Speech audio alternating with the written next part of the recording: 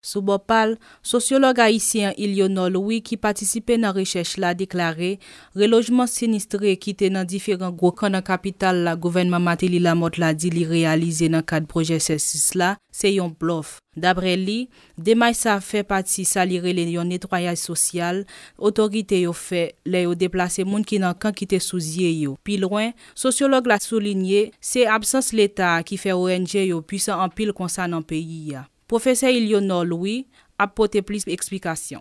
Des violences. Moi, je me rappelle, il y a une institution qui devait faire des constructions dans le sud-est et il y a eu une délégation du pays d'où vient cette institution qui était venue. Un député a dit, mais écoutez, d'où est-ce que vous achetez vos matériaux?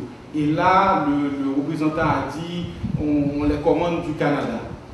Vous imaginez commander des matériaux du Canada, le temps que ça prend pour que ça arrive en Haïti, et en plus le coût, alors qu'il y avait cette possibilité d'acheter en Haïti.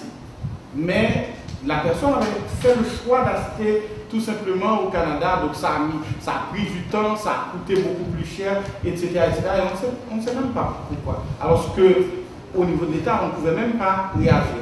Donc ça nous amène à ce questionnement de Sagaï, de l'agronome Sagaï sur la question de méfiance, confiance entre dirigeants et dirigés. Mais je dois vous dire que dans ce genre de situation, assez souvent, le dirigeant se retrouve dans des postures très difficiles.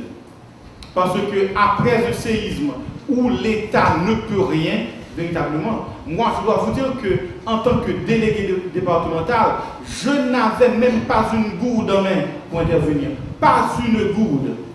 Et les premières interventions que j'ai faites, la toute première, c'est Plan Haïti qui m'avait permis de le faire.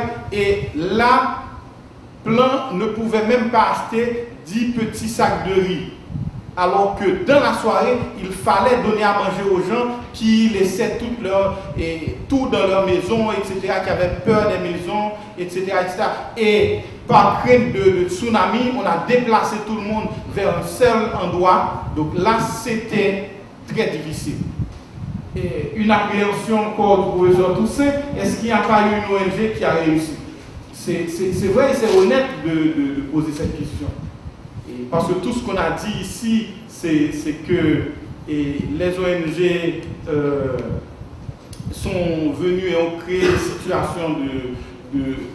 des situations difficiles, mais quand même il y a eu des ONG. Je ne vais pas parler de réussite, mais quand même il y a eu quelque chose de positif qui a été fait.